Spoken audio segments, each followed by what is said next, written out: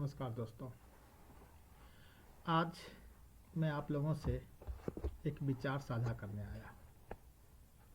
एक समय था जब ट्यूशन पढ़ने वाले बच्चों को कमज़ोर समझा जाता था, लेकिन अब एक समय है जब बच्चे चाहे कितनों भी छोटे क्लास में क्यों ना हो, चाहे चौथी पाँचवीं में हो या हाई स्कूल में हो या कॉलेज में हो या किसी कंपटीशन की तैयारी कर रहा हो, सबको ट्यूशन या प्राइवेट कोचिंग से शिक्षण लेना एक आवश्यकता सी बन गई है।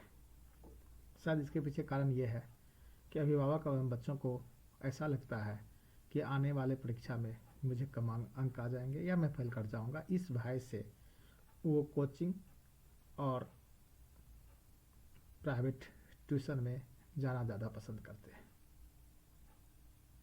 फल यह है कि जिस देश में 15 लाख से ज़्यादा स्कूल्स हैं, 1000 से ज़्यादा यूनिवर्सिटीज़ हैं, 35,000 से ज़्यादा प्लेवे स्कूल्स हैं,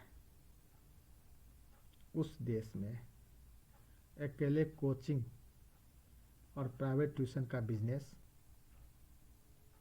करीब 25,000 करोड़ का है। आपको हाल में ही एक न्यूज़ पता चला होगा कि आकाश इंस्टीट्यूट नाम के एक कोचिंग सेंटर है, जिसे बायजू नाम के एक ऑनलाइन कोचिंग सेंटर ने करीब 7,500 करोड़ में खरीद लिया। आज मैं विषय ये लेके नहीं आया हूँ कि कोचिंग सेंटर या प्राइवेट ट्यूशन सेंटर का बिजनेस कितना बड़ा है। मैं इसका एक आर्थिक प्रभाव बता रहा हूँ कि आर्थिक प्रभाव कितना है इसका और कि ये बिजनेस कितना फल फूल गया है। लेकिन आज का जो विषय है वो विषय और भी बहुत ज़्यादा गंभीर है। सोशल मीडिया का समय है। दुनिया के किसी भी कोने में कोई भी व्यक्ति कोई भी वीडियो बना करके अपलोड कर सकता है। अगर उस वीडियो को लोग पसंद करते हैं तो उनके फैन फॉलोअर भी बढ़ते हैं। ये हर एक फील्ड में है। हर एक फील्ड में लोग अपना अपना रुतबा, अपना अपना कला दिखा करके फैन फॉलोअर बनाते हैं। यही शिक्षण में भी है। कोई भी शिक्षक कहीं पर बैठ करके पढ़ाते हैं, अगर उनके पढ़ाने का तरीका अच्छा है, वो कठिन से कठिन विषय को अगर सरल शब्दों में बच्चों तक पहुंचा देते हैं, बच्चे उनसे समझ लेते हैं, उनके वीडियो देख करके प्रेरित होते हैं, प्रेरित होकर के वो पढ़ाई करते हैं और उनके वीडियो देख करके अध्ययन करते हुए वो कोई न कोई सफलता भी हासिल कर लेते हैं। बहुत ही अच्छी बात है। लेकिन ऐसे शिक्षक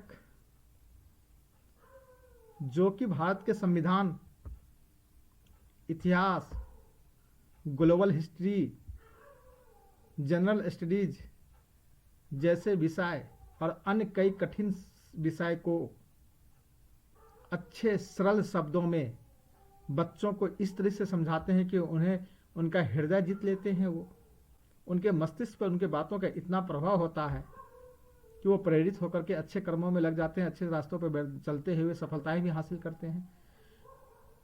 उन्हीं शिक्षक के द्वारा जिनके ओजस्वी वचनों से युवा प्रेरित होते हैं, उन्हीं शिक्षकों के ओजस्वी वचनों से युवा उग्र भी हो जाते हैं। अन्यथा ऐसा क्या था कि 24, 25, 26 जनवरी को पटना में छात्र इतने उग्र हो गए कि मारने पे उतारू हो गए। राष्ट्रीय अध्यक्षों एवं प्रतिनिधियों का नाम लेकर के मुर्दाबाद की नारा लगाए जाने लग गई। भारत के राष्ट्रीय संपत्ति में आग लगाने शुरू हो गए एक शिक्षक के आह्वान पे। ये बस यही है कि उन शिक्षक में कला है, वो जानते हैं कि कैसे पढ़ाते हैं। अब ये पढ़ाने वाले के ऊपर निर्भर करता है कि वो पढ़ाते क्या है।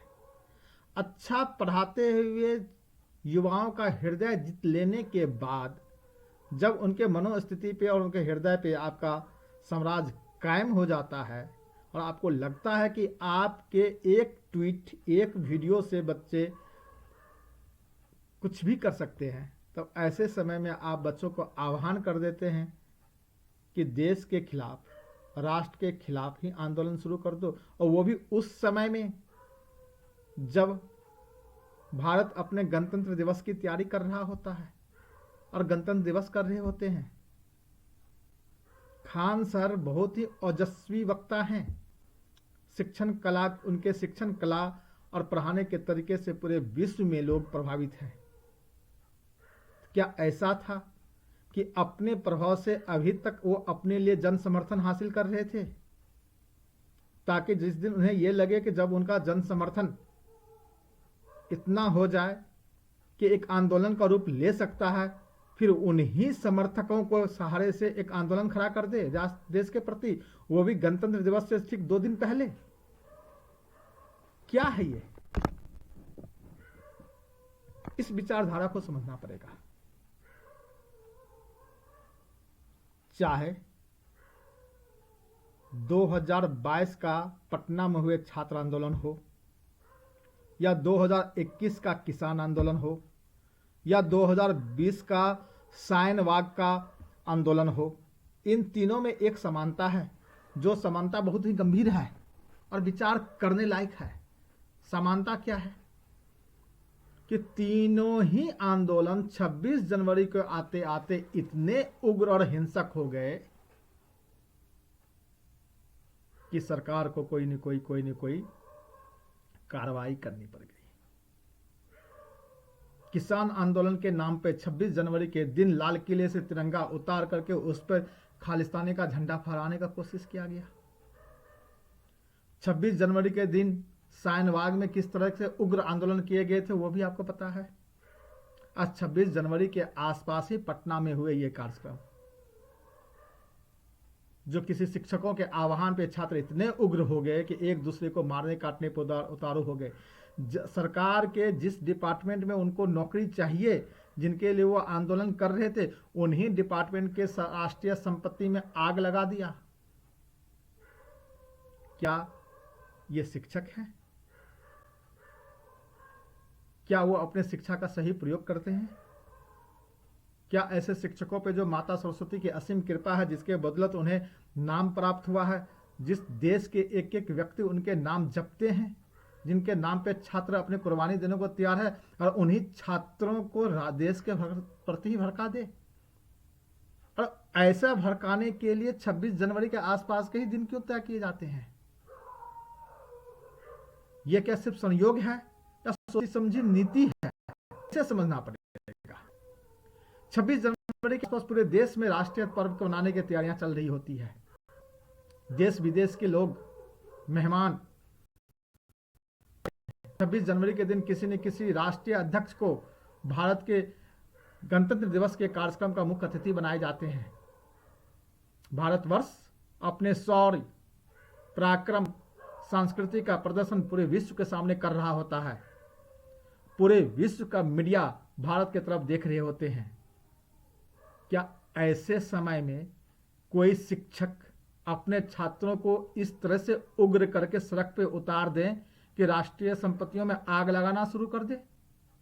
मानसिकता क्या हो सकती है?